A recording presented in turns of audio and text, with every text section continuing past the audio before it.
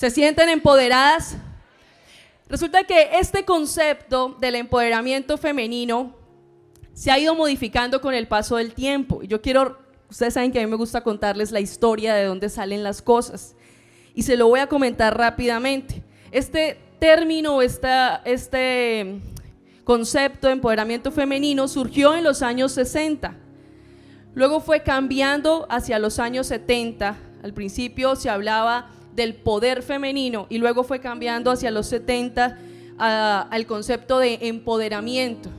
Y ese concepto fue creciendo y fue tomando fuerza hacia los años 90, donde ya se estableció como un lema o un rema de la comunidad feminista y de como la bandera de la comunidad feminista. Y desde los 90 hasta ahora, hasta la actualidad, ha tomado muchísima fuerza, especialmente en nuestros días, el empoderamiento femenino. Pero es un concepto que viene del feminismo. Y ese concepto se nos metió dentro de la iglesia. Y entonces nos sentimos empoderadas, pero resulta que el empoderamiento del que el feminismo habla es un empoderamiento que no tiene sustento ni argumento en la palabra de Dios, sino en ideologías, pensamientos y conceptos humanos. Y a mí me encantó y me hizo sentir y creer que hoy tenía que hablar esto con ustedes. Escuchar a la pastora Kay ayer hablarnos y decirnos que tenemos que confrontar todo lo que escuchamos con lo que está escrito en la palabra del Señor. Y recuerdo que hace un tiempo hablaba con alguien que estaba atravesando una situación muy difícil en su vida, que le había llevado a tener resentimiento, mucho rencor en su corazón por cosas que le habían hecho. Y entonces me decía, pero ¿cómo se perdona? Porque como dice la Biblia, me dice, ¿no? Como dice la Biblia, uno perdona pero no olvida. Y yo hice como, bueno, yo no me la sé toda de memoria, voy a serles muy sincera, yo no me sé la Biblia de memoria. Pero mi cerebro se sacudió y empezó a buscar así rápidamente, como hoja por hoja, lo que recordaba, donde la Biblia dice yo perdono pero no olvido. Entonces le dije, ok, hagamos una cosa, ¿me puedes buscar ese versículo? La próxima semana que volvamos a tener charla, a hablar, entonces me vas a decir dónde está ese versículo y entonces yo te voy a hablar al respecto, pero dime dónde está ese versículo. Pero si encuentras algo en la Biblia contrario a eso, también me lo dejas saber. Puedes googlear, le dije, pon en Google, la Biblia dice, uno perdona pero no olvida, a ver qué te sale. Pues hizo la tarea y puso en Google, la Biblia dice que uno perdona pero no olvida. Y llegó allá a Isaías, donde hay un texto maravilloso de la palabra, que dice que el Señor perdona nuestros pecados y nunca más se acuerda de ellos. Entonces, cuando nos encontramos a la semana siguiente, yo le dije a ella, espere un momentito, yo le dije a ella, ¿qué encontraste? Y me dice, creo que lo entendí mal. Ah, ok, ¿qué encontraste? Encontré este texto. Dice la Biblia que Dios perdona nuestros pecados y nunca más los trae a memoria, nunca más los recuerda. Pero Catherine, ese es Dios. Y yo le dije, y si Dios, siendo Dios, te perdonó a ti tus pecados y nunca más se acordó de ellos, ¿quién eres tú y quién soy yo para no perdonarles a ellos lo que te han hecho? ¿Quién somos nosotros frente a Dios que nos ha perdonado para no perdonar a los que nos han ofendido? ¿Cuánta gracia hay en Dios que no solo nos perdonó, sino que nunca más?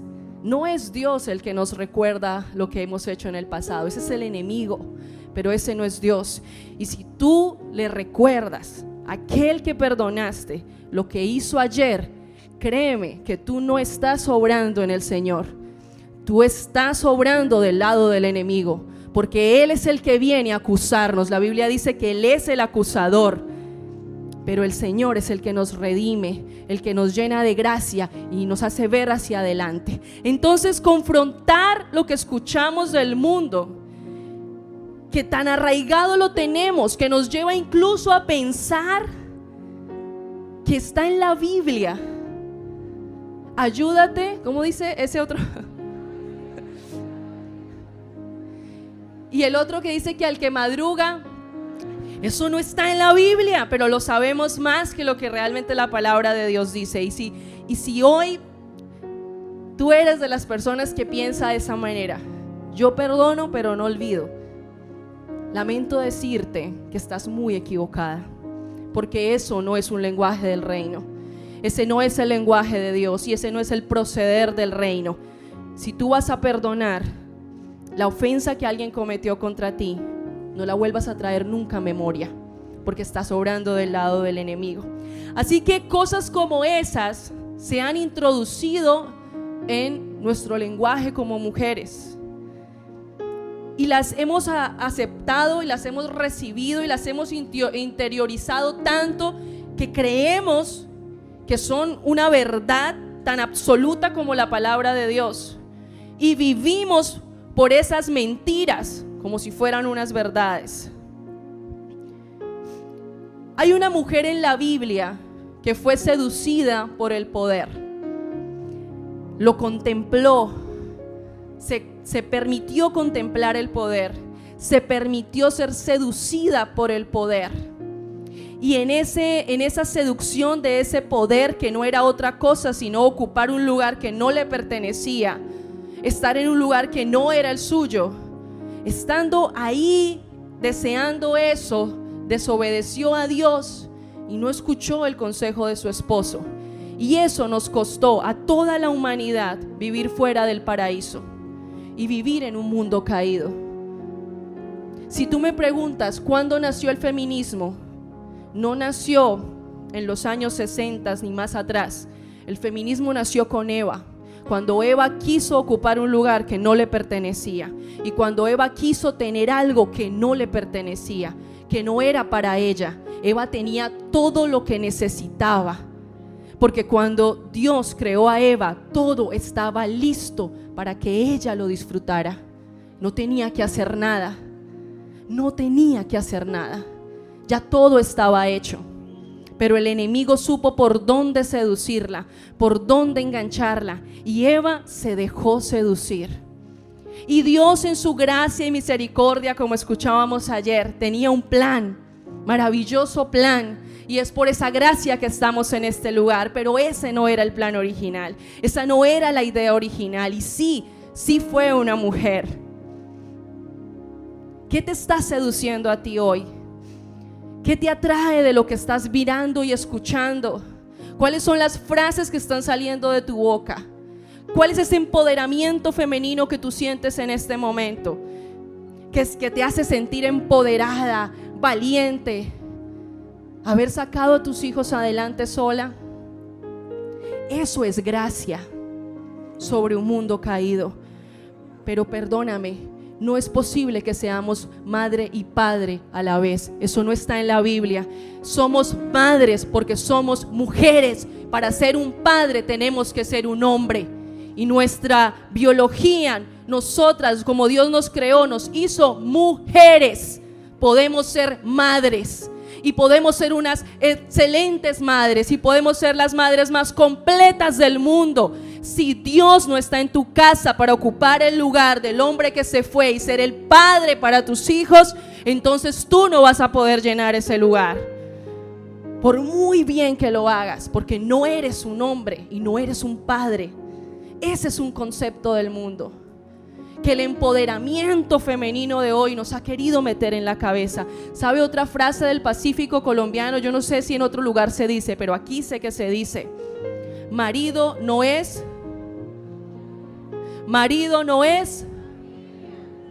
Dígalo con fuerza porque usted lo piensa. Marido no es familia, familia son mentira. La Biblia dice: dejará el hombre a su padre y a su madre y se unirá a su mujer y serán. No habla de tus hijos. Lo siento, y yo amo con todo mi corazón a mis hijas, pero no me pertenecen. Tienen mi sangre, pero el que es parte de mí, con el que me he hecho uno, es con mi esposo. Él es mi familia más cercana. Él es parte de mí y yo soy parte de él. No es verdad, es una mentira que te ha llevado a pensar que no vale la pena luchar por tu casa. Y es mentira. El enemigo nos está quitando la cabeza y nos está haciendo pensar que si la cabeza se va, nosotras podemos ser mejor cabeza. Mentira, si tú quitas la cabeza, el cuerpo se cae. No puede quedar en pie el cuerpo sin la cabeza. Y la Biblia dice que la cabeza es el hombre. Hay una guerra, y yo vine a decírtelo hoy. Hay una guerra en contra de los hombres, y una mujer cristiana, creyente, una hija de Dios no puede ser parte de eso. No puede ser parte de ese ataque al hombre. Nuestros hijos necesitan crecer con su papá. Necesitamos clamar por la transformación de nuestros esposos para que ellos se levanten como lo que Dios creó que ellos fueran, lo que Él quiere que ellos sean. La Biblia dice: la mujer sabia edifica su casa y la necia con las manos la destruye. Cuando yo era más joven decía: eso es injusto. Nos están dejando toda la tarea a nosotras, eso es injusto. Y ahora que soy esposa lo entendí. El matrimonio no es un equilibrio. No, hermanas, depende mucho más de nosotras. Créame que una pelea empieza por la mujer. Hay batallas en tu casa que no vale la pena que las luches contra tu esposo. No es con él. Y no vale la pena que dañes el ambiente de tu casa por una discusión sin sentido. Hay que aprender a elegir qué batallas pelear. Pero necesitamos, como mujeres, entender el tiempo en el que estamos viviendo. En este momento, los niños y las mujeres tienen todos los derechos de su lado. Si una persona denuncia a una mujer por abuso, es muy probable que ni siquiera vaya a juicio. Pero tú puedes inventarte un abuso acerca de un hombre y ese hombre va a terminar en la cárcel siendo inocente. Y yo no digo que todos lo sean, pero te digo que en este momento las reglas en el mundo, los derechos, la defensa está siendo únicamente a favor de la mujer. ¿Qué podríamos esperar de un mundo donde solo las mujeres gobiernan? Eso quieren y lo has escuchado. El mundo gobernado por mujeres sería diferente. Mentira, mentira. Eso le quiso hacer pensar Satanás a Eva, que ella podía tomar algo que no le pertenecía y podía tener control. Nosotras fuimos creadas para estar debajo de una cobertura. Y cuando tú estás bajo cobertura, tú fluyes en el Señor. Cuando tú estás bajo cobertura, mi hermana, tú vas a ir a lugares altos, porque hay alguien que fue diseñado para protegerte, para proveerte, para cuidarte, para rodearte. Sí, pero mi esposo no hace el altar familiar en la casa. Motívalo. Motívalo. Hay que decirle todo. Si nada le nace, pues sí. Y no es que hay que terminar de criarlos. La mujer sabia edifica su casa. ¿Y qué es esa sabiduría? No es la cantaleta, no es la queja, no es el reclamo. Es la influencia desde lo espiritual. Es la influencia. Una mujer empoderada, según lo que la Biblia muestra, es una mujer, como lo dice Proverbios 31, que dice: está vestida de fortaleza y dignidad y se ríe sin temor al futuro. Escuche, cuando habla, sus palabras son sabias y da órdenes con bondad. no con autoridad. Está dando una orden, pero dice que la da con bondad. No le dice a su esposo, traiga eso, haga eso. No le grita a sus hijos para decirles lo que tienen que hacer. Da órdenes con bondad. O sea, respira profundo, se calma y habla. Está atenta a todo lo que ocurre en su hogar y no sufre las consecuencias de la pereza. Que a mí no me venga a decir el mundo que es una mujer empoderada. Una mujer empoderada es lo que la palabra del Señor dice que yo soy. Y si yo me voy a empoderar con la gloria de Dios. Me voy a empoderar con lo que Dios dice que yo soy. Que soy su hija, a su imagen, a su semejanza, que yo fui creada para ser amada, cuidada, valorada, atesorada, no para ir a enfrentarme al mundo como la más macha. Hay 4 mujeres en la Biblia, 3 mujeres en la Biblia empoderadas, de las cuales podemos tomar un ejemplo en esta tarde. Y la primera es Jocabed. La historia de Jocabed usted la va a encontrar en Éxodo 2 del 1 al 10 más o menos, pero el nombre de ella se revela recién en Éxodo 6:20. Y Jocabed era la mamá de Moisés. Hay algunas cosas que encontramos en la historia de Jocabed. Yo sé que ustedes han escuchado sobre la historia de Jocabed o de Moisés en su defecto. Moisés, su mamá lo tuvo en una temporada en la que a los niños los estaban matando. Entonces ella lo mete en una cesta de mimbre, creo que es una canasta, y lo pone a orillas del río Nilo en la hora en la que ella y su hija ya sabían que la princesa bajaba al río. Había un plan en todo eso, y hay algunos aspectos interesantes, 3 aspectos que te quiero mencionar rápidamente de Jocabed. Jocabed tenía revelación de parte de Dios. Cuando nace su hijo, ella vio que su hijo no era un bebé cualquiera. Cuando Moisés nació, Jocabed vio a su hijo y supo que su hijo no era cualquiera. ¿Tú ya viste a tus hijos? ¿Ya viste la marca de Dios en tus hijos? ¿Ya pudiste identificar que tus hijos no son como cualquiera? Que tus hijos y mis hijas han sido seleccionadas por el reino para cosas grandes. Tú ya pudiste ver eso en tus hijos. Ella tenía revelación, dice la palabra. Sabía que su hijo era excepcional, que estaba fuera de lo común. Era un bebé. No hablaba, no hacía nada más que llorar y comer.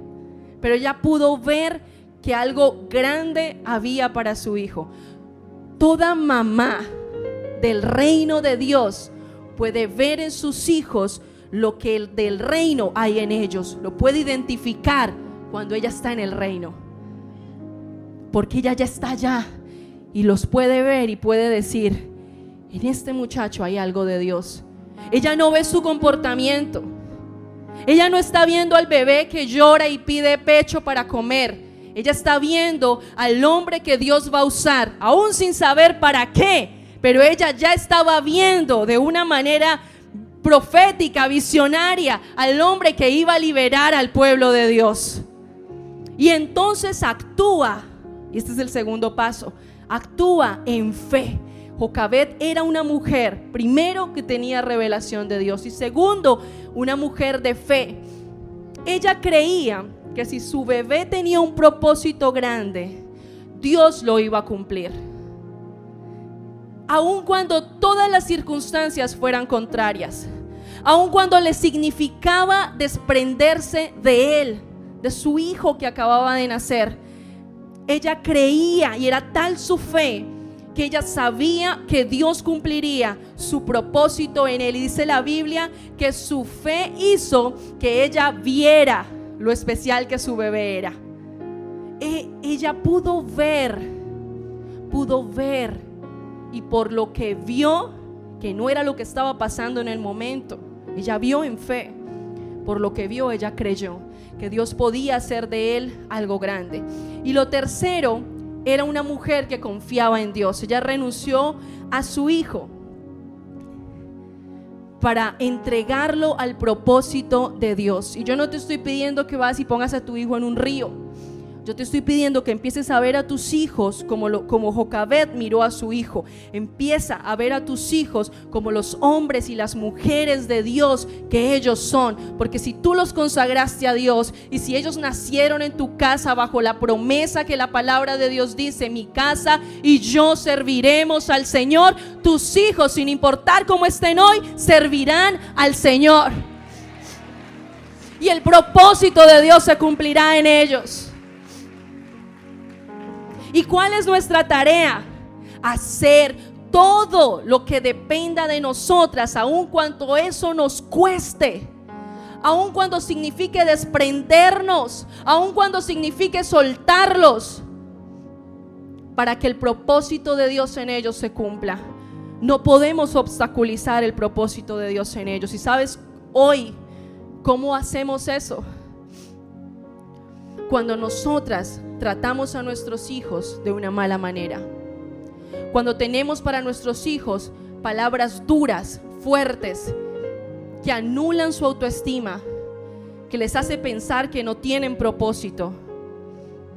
Cuando le dices a tu hijo: para eso nomás servís, para estar molestando todo el día, para eso es que servís. En su cabeza se queda el pensamiento de que para eso nomás yo sirvo, para molestar. Y yo no vengo a juzgarte por eso, porque son cosas que vamos entendiendo todas en el camino. Yo vengo a decirte: funciona cuando respiras profundo y dices: hijo, tú no eres así. Esa no es tu esencia. Tú eres un niño obediente. Tú eres una niña obediente. Tú eres una niña juiciosa. Tú eres una niña amable. Tú no eres una niña grosera. Tú estás declarando verdad. Y eso no es el cuento del positivismo, de la educación que nos venden hoy en día. ¿Cómo es? La crianza respetuosa. No, la crianza respetuosa, por Dios, aquí está. La Biblia dice que no provoquemos ¿a qué? A ir a nuestros hijos. ¿Por qué necesito una psicóloga moderna que me venga a hablar de crianza respetuosa? Si la Biblia me da prácticamente una orden: no provoquéis a ira a vuestros hijos. ¿Cómo tengo que tratar a mis hijos? Le da órdenes con bondad. Le da órdenes con bondad. No le grita, no lo maltrata, no lo anula. Le afirma lo que esa mujer del reino está viendo que sus hijos son. Y si tú necesitas un minuto para calmarte, te tomas el minuto para respirar, para calmarte. Te tomas un vaso de agua fría, te sientas y así lo tengas que decir entre los dientes. Le dices al muchachito que está desobediente, le dices: tú no eres así, tú eres obediente. Hasta que te empiece a fluir naturalmente. Amén. La segunda mujer es Ana. La historia de Ana la vas a encontrar en Primera de Samuel del 1:11. Está exactamente el fragmento del que quiero hablar. Ana era la madre del profeta Samuel. ¿Y sabe por medio de qué se empoderó Ana? Ana se empoderó por medio de la oración. Y yo quiero hoy desvirtuar y quitarle peso a algunas mentiras de nuestra generación. Cuando vuelvas a escuchar crianza respetuosa, acuérdate de lo que te acabo de hablar. Y ahora te quiero hablar de algo, y es la manifestación. ¿Quiénes han escuchado hablar de la manifestación? No la del Espíritu Santo.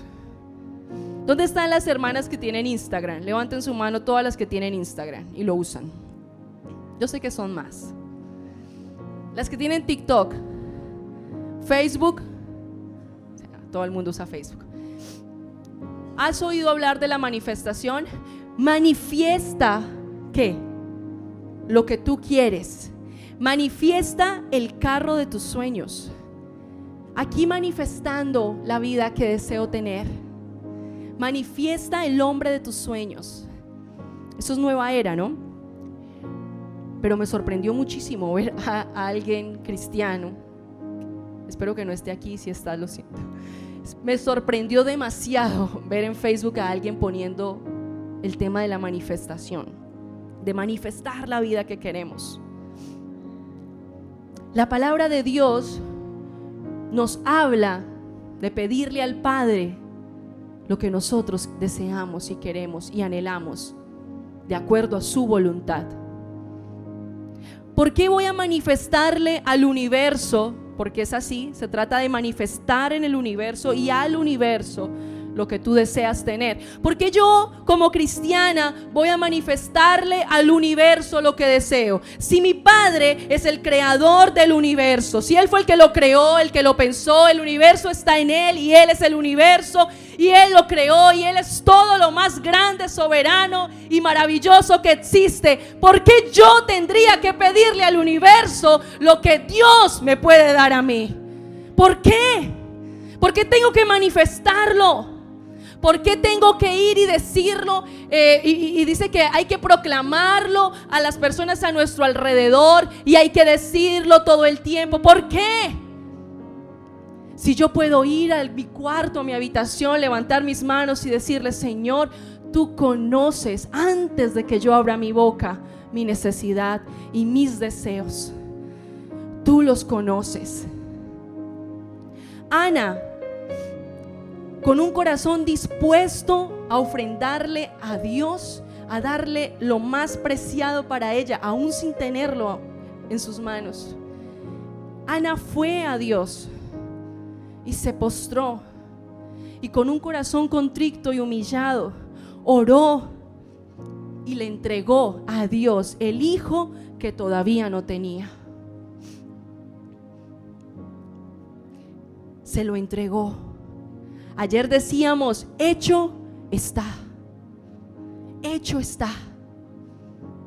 Ana creía tanto en el poder de la oración y en lo que ella podía hacer a través de la oración, que ella no solo fue a pedir, ella fue directamente a hacer un trato con Dios y a decirle que le iba a entregar a ese hijo que Él le iba a dar.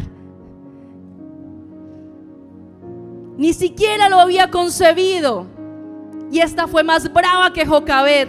Ya había visto que Dios le iba a dar un hijo para el reino. Lo vio en fe. Hace unos días, hace unos meses ya, nos entregaron la bendición por la que habíamos orado por mucho tiempo. Nos entregaron un apartamento que pudimos adquirir y no tenemos nada.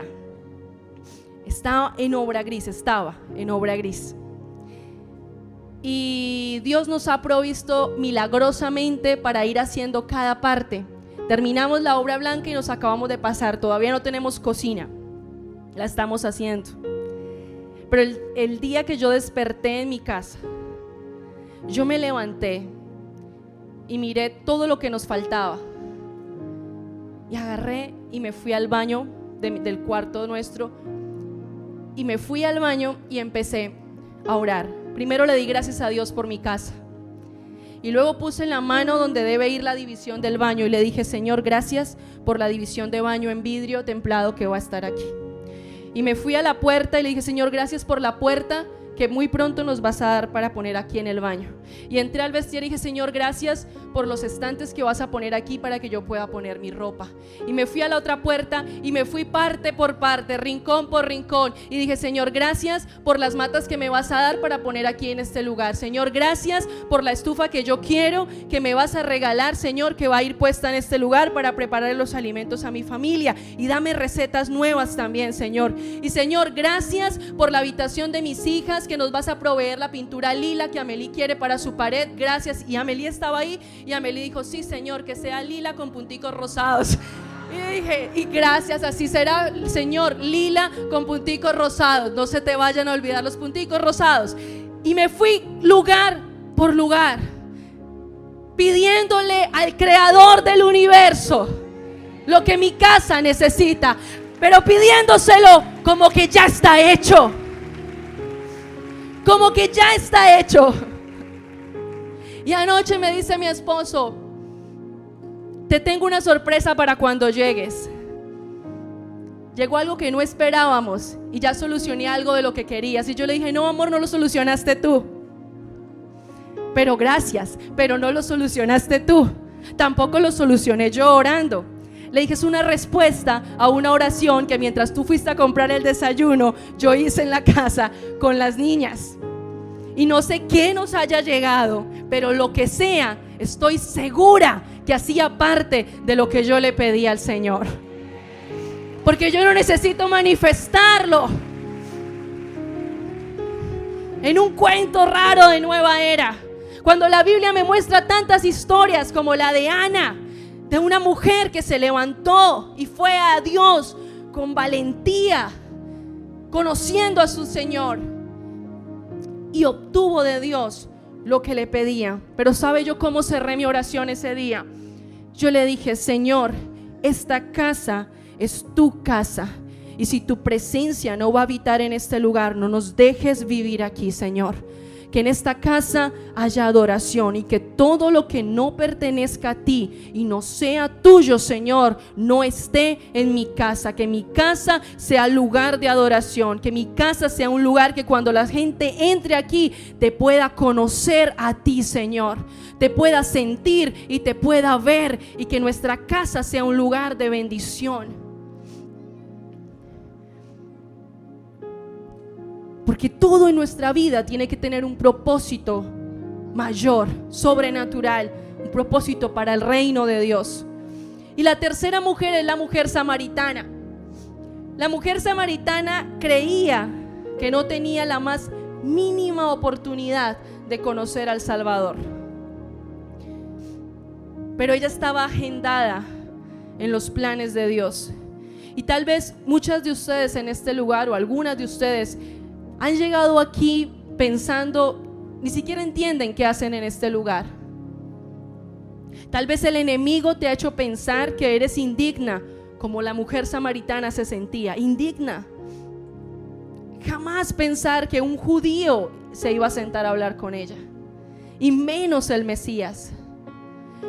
Pero esta mujer tenía sed, y esta mujer, aún siendo samaritana, tenía algo despierto en ella que Dios puso en cada mujer, y que ahora le llaman el sexto sentido, pero es la esencia de Dios para discernir lo espiritual. Y esta mujer, siendo samaritana, en su esencia como creación de Dios, podía discernir lo espiritual que había allí. Y cuando Jesús le abrió sus ojos y se reveló a ella como el Mesías, y le reveló la buena noticia de salvación, ¿sabe qué hizo esa mujer? Esa mujer se levantó y corrió a contarle a otros sobre el Mesías.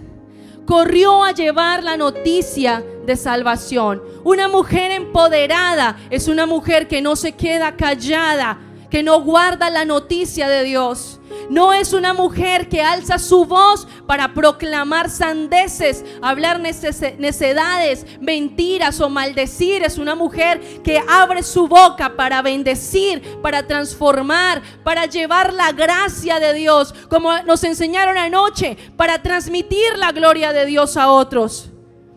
Una mujer realmente empoderada en el Señor es una mujer apasionada por Dios. Es una mujer que respira a Dios. Es una mujer que vive a Dios, que entiende los tiempos en los que estamos viviendo. Y a mí me encantó, y yo fui tan confrontada con lo que escuchamos ayer, porque me siento preocupada por la forma como estamos pensando y cómo están adoctrinando nuestra mente en este tiempo. No son los hombres nuestro enemigo. El diablo es nuestro enemigo, y entre más nos empeñemos en pisotear a los hombres para subirnos encima de ellos, más terreno le vamos a entregar al enemigo. Y te repito, si la cabeza cae, el cuerpo no se puede sostener en pie. Y no somos cabeza, no, tampoco somos cola, somos parte del cuerpo. Parte importante, sí, pero no somos la cabeza. Y no podremos ocupar ese lugar nunca. Por eso yo en esta tarde quiero llamarte a que te bajes del bus del empoderamiento femenino y te vuelvas una mujer apasionada por Dios. Por eso este mensaje se llamaba de mujer empoderada a mujer apasionada, porque si tú te apasionas por el Señor, vas a encontrar en Él toda la satisfacción, todo el valor y todo lo que tú estás necesitando para sentirte satisfecha. Vas a encontrar en Él la satisfacción que necesitas para sentirte plena. Cuando Cristo se vuelva lo más importante para nosotras, cuando lo más importante sea hablarle al mundo de lo que Él ha hecho en nosotras, cuando lo más importante sea poder criar hijos para el reino de Dios. Hoy en día están diciéndonos que no hay que tener hijos. ¿Sabes la cantidad de muchachitas de 19 años que se están estirpando los ovarios? Es una locura. Con 19 y 20 años. Tengo un caso cercano de una chica que está empeñada en cumplir 18, ir a Profamilia y que le saquen los ovarios, porque dice que no quiere ser mamá, que es mamá gatuna, porque ahora los perros y los gatos tienen más derecho que los seres humanos. Y nosotras, de una u otra manera, estamos proliferando pensamientos que también están dentro de esa corriente, porque tú puedes decir: no, yo no estoy a favor del aborto, no, yo no estoy a favor de que se estirpen los órganos las muchachitas para no tener hijos, pero entonces tú no estás tampoco criando una generación que entienda que este mundo necesita más creyentes de verdad, que este mundo necesita más hijos de Dios que se paren firme. ¿Dónde están tus hijos? ¿Qué están haciendo tus hijos? ¿Qué están haciendo mis hijas? Para enfrentar lo que se viene, que es mucho peor. Tenemos que abrir nuestros ojos a lo que está pasando en este momento. Tenemos que perdonar, tenemos que salir de ese estado en el que nos han metido, de rabia, de rencor, de hacernos sentir las pobrecitas. Es que nunca hemos tenido derechos, es que nos han pisoteado. Pero ¿por qué si nuestros derechos no vienen del ser humano? Nuestros derechos nos los otorgó Dios el día que nos hizo hijas suyas, que nos compró con su sangre. ¿Qué más valor nos puede dar que eso? ¿Qué más es valeroso? ¿Qué más tiene más valor que la sangre de Cristo que nos limpió y nos compró y nos hizo suyas? Nada es más valeroso que eso. Yo no necesito que el mundo me dé derechos, y menos necesito que se metan en mi casa a criar a mis hijas. Es tu responsabilidad. Y sí, si vamos a tener hijos es para criarlos. Y yo no te estoy diciendo que no se puede trabajar, pero tus hijos tienen que ser tu prioridad. Lo que ellos están aprendiendo tiene que ser tu prioridad. Es tu responsabilidad y mía que esos niños crezcan y sean hombres y mujeres que sirvan a Dios, porque lo que les espera no es bueno. No es bueno. Y no podemos pensar que nuestra tarea ya terminó. Y tenemos que dejar de mirar el futuro y decir: uy, lo que les espera. No, lo que nos espera, porque usted lo sabe, somos madres hasta el último día. Somos madres. Nuestra tarea no termina. Y el futuro que les espera a nuestros hijos no está fácil. No está fácil. Y tenemos que acompañarlos a enfrentar ese futuro. filtremos lo que estamos recibiendo. Filtremos lo que estamos llevando a nuestra casa. Filtremos. Haz un pare y revisa cuál está siendo tu actitud como madre, como esposa, como futura esposa. Si tal vez no te has casado y no has tenido hijos, no pienses que esto no es para ti, porque es así de simple. Dios creó a la mujer y le dio unos órganos que se reproducen, y es la forma de que el reino de Dios se reproduzca, crezca y se extienda. Es a través de nuestro vientre. Esa es la realidad, esa es la verdad. Y si tú, muchacha soltera, mujer soltera, estás pensando, no voy a tener hijos, eso es una mentira del enemigo.